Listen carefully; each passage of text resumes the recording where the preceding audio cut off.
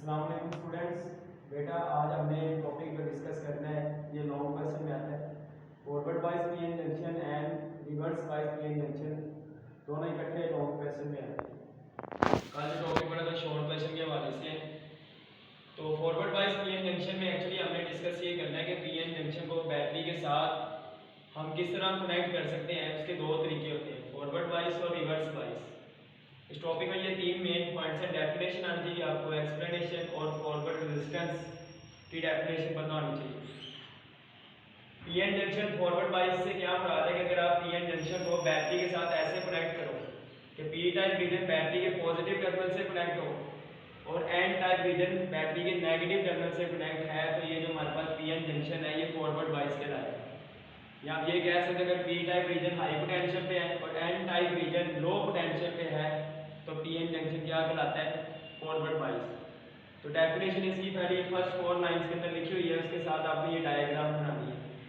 और यहाँ पे रेजिस्टेंस हमने इसलिए लगाई ताकि हम करंट को कंट्रोल कर सकें। और जब ये फॉरवर्ड बाइस होगा तो negative terminal of the battery electrons को पुश करेगा, positive terminal of the battery holes को पुश करेगा। तो ये इलेक्ट्रॉन इन होल को ऑक्यूपाई करके आगे मूव करेंगे और सर्किट के अंदर करंट फ्लो करना शुरू कर देगा। ठीक है, यानी एक्चुअली इलेक्ट्रॉन्स ने ही फ्लो करना है from lower to high potential. Hole बस एक जरिया है जिसको इलेक्ट्रॉन ऑक्यूपाई करके आगे मूव कर सकेंगे। कुछ इलेक्ट्रॉन होल्स को ऑक्यूपाई करके आगे जाएंगे और कुछ डायरेक्ट कंडक्शन बैंड में मूव कर रहे होंगे। अब आपने एक्सप्लेनेशन में ये बताना है कि अगर हम पीएन जंक्शन को के साथ एम मीटर को सीरीज में लगा रहे हैं और पैरेलल में हमने वोल्ट मीटर लगा दिए ताकि हम डिफरेंट वैल्यू ऑफ वोल्टेजेस के लिए करंट की वैल्यू को मेजर कर सकें। और हम अगर ग्राफ ड्रा करते हैं बिटवीन वोल्टेज एंड करंट, इस तरफ हमारे पास करंट है और इस तरफ हमारे पास है वोल्टेज, तो आप ये देखोगे कि शुरू में जब वोल्टेज की वैल्यू कम होगी, इस एरो का मतलब है वेरिएबल वोल्टेज है बैटरी का, जब वोल्टेज की वैल्यू पोटेंशियल बैरियर से कम होगी तो करंट की वैल्यू निग्लिजिबल होगी। पोटेंशियल बैरियर मैंने आपको कल बताया था, सिलिकॉन के लिए 0.7 वोल्ट होता है और जर्मेनियम के लिए 0.3 वोल्ट। ठीक है, तो सिलिकॉन के लिए हम यहाँ में सिलिकॉन को लेके अगर बात कर रहे हैं ना, तो 0.7 वोल्ट पे जाके करंट राइज करेगा, उससे पहले करंट की वैल्यू मिनिमम होगी, क्योंकि 0.7 वोल्ट से कम वोल्टेज पे इलेक्ट्रॉन्स की काइनेटिक एनर्जी इतनी सफिशिएंट नहीं होगी कि वो डिप्लीशन रीजन को क्रॉस कर सके।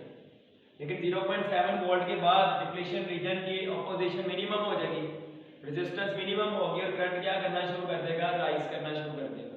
इसके बाद मजीद वोल्टेज ड्रॉप कम से कम होगा लेकिन करंट में चेंज जो होगी वो मैक्सिमम होगी। ठीक है, तो आपको ये बात पता होनी चाहिए, अगर ये सिलिकॉन की बजाय जर्मेनियम वाला होता पीएन जंक्शन तो फिर 0.3 वोल्ट पे करंट ने राइज करना था।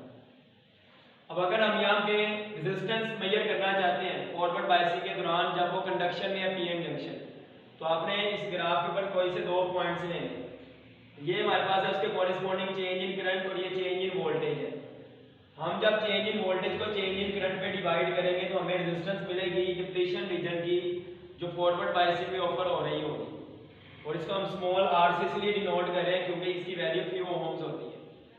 तो इस टॉपिक में फर्स्ट 4 लाइंस में डेफिनेशन है, ये डायग्राम बनानी है। एक्सप्लेनेशन में फर्स्ट पैराग्राफ आपने कंप्लीट लिखना है डायग्राम के साथ, सेकंड पैराग्राफ से एंड तक जो है फॉरवर्ड रेजिस्टेंस की डेफिनेशन है। एक्सप्लेनेशन में ये दोनों आपने बनानी है डायग्राम्स, और ये एमसीक्यूज भी आता है कि फॉरवर्ड और रिवर्स बाइस का ग्राफ किसके दरमियान ड्रा करते हैं हम, करंट और वोल्टेज के दरमियान। अब अगर हम बात करते हैं रिवर्स बाइस की, रिवर्स बाइस पीएन जंक्शन में ये तीन पॉइंट्स है, डेफिनेशन, एक्सप्लेनेशन और semiconductor diode. Reverse bias PN junction से क्या मुराद है कि अगर आप पी टाइप रीजन को बैटरी के नेगेटिव टर्मिनल से कनेक्ट कर दो और एन टाइप रीजन को बैटरी के पॉजिटिव टर्मिनल से, तो ये रिवर्स बाइसिंग में कहलाता है। रिवर्स बाइसिंग में इलेक्ट्रॉन्स को बैटरी अट्रैक्ट करेगी अपनी तरफ और नेगेटिव टर्मिनल होल्स को अपनी तरफ अट्रैक्ट करेगा। तो आइडियली हम ये कहते हैं रिवर्स बाइसिंग में करंट जीरो होना चाहिए, लेकिन प्रैक्टिकली करंट जीरो नहीं होता बल्कि वो थोड़ा बहुत फ्लो कर रहा होता है, क्योंकि एन टाइप रीजन में सिर्फ इलेक्ट्रॉन्स इतने नहीं ना होंगे, थोड़े बहुत होल्स भी तो होंगे, और पी टाइप रीजन में सिर्फ होल्स नहीं होंगे, थोड़े बहुत इलेक्ट्रॉन्स भी होंगे। उन इलेक्ट्रॉन्स को तो बैटरी का नेगेटिव टर्मिनल पुश ही करेगा, और इन होल्स जो थोड़े बहुत यहाँ पे होल्स होंगे उनको भी बैटरी का जो पॉजिटिव टर्मिनल है वो क्या करेगा, पुश करेगा।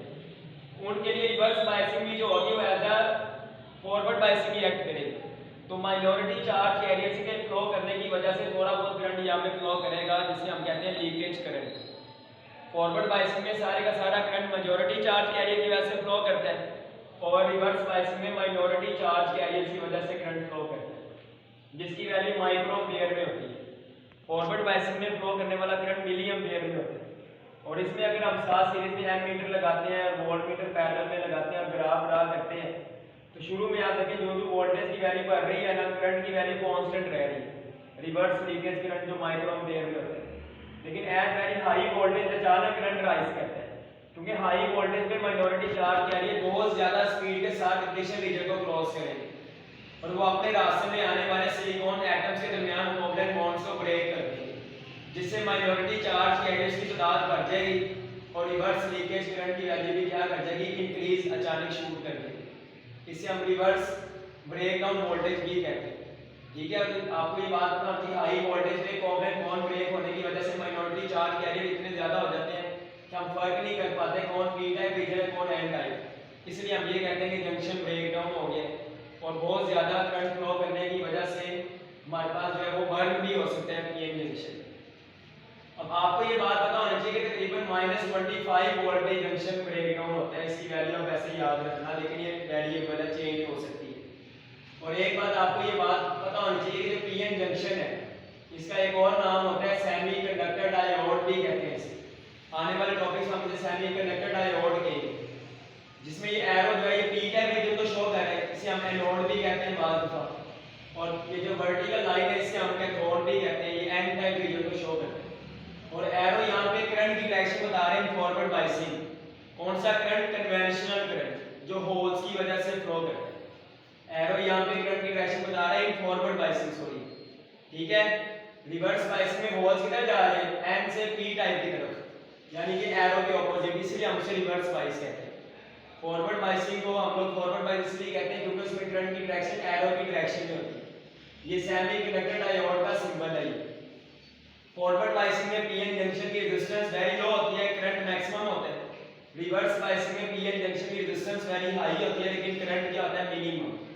ठीक है, तो आपको इस बात का आइडिया होना चाहिए कि पहले इसमें फर्स्ट 3 to 4 लाइंस डेफिनेशन है, फिर एक्सप्लेनेशन है अगले पेज पे लास्ट पैराग्राफ से पहले।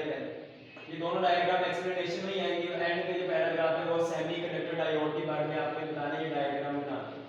ठीक है, बाकी आपको पता होना चाहिए रिवर्स बाइसिंग में पीएन जंक्शन की विड्थ ज्यादा होती है और फॉरवर्ड बाइसिंग में कम होती है क्योंकि फॉर रिवर्स बाइसिंग में इलेक्ट्रॉन्स को बैटरी बाहर निकाल देगी तो नंबर ऑफ पॉजिटिव आयंस बढ़ेंगे और वो इलेक्ट्रॉन को बाहर निकाल के दाखिल कर देगी, इधर नेगेटिव आयंस बढ़ेंगे, डिप्लीशन रीजन की विड्थ बढ़ती है। जबकि फॉरवर्ड बाइसिंग में विड्थ ऑफ डिप्लीशन रीजन क्या करती है? डिक्रीज, क्योंकि बैटरी जो है यहाँ पे जो इलेक्ट्रॉन एन से पी रीजन में गए हैं बैटरी से दोबारा बाहर निकाल के इसमें दाखिल कर देती है। ठीक है, तो इसे आपने अच्छे से अंडरस्टैंड करना है। कोई क्वेश्चन होगा तो आपने पूछना और इस वीडियो को आपने कोशिश करें कि हाई रेजोल्यूशन में डाउनलोड करके हैंड फ्री के साथ सुने। कोई प्रॉब्लम हो तो आप शेयर कीजिएगा। Thank you.